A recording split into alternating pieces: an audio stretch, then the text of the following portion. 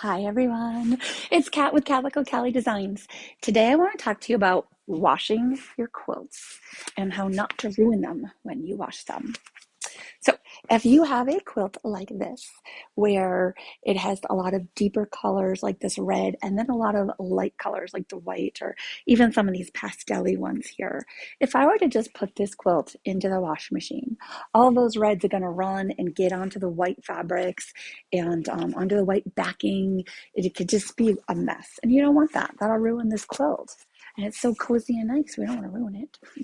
So the solution to that is these color catchers. Now, this is not a paid endorsement. This is not an advertisement in any way. These just happen to really work for me. So I usually use two of them whenever I wash a quilt for the first time. They kind of look like a dryer sheet. They're just a little bit thicker. And like I said, I put two of them, just toss them right in the wash.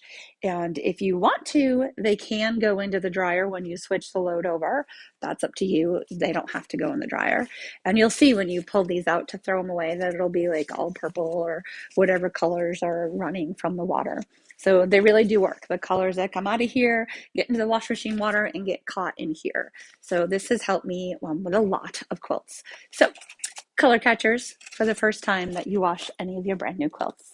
I hope this helps you guys. Be sure to subscribe to my channel.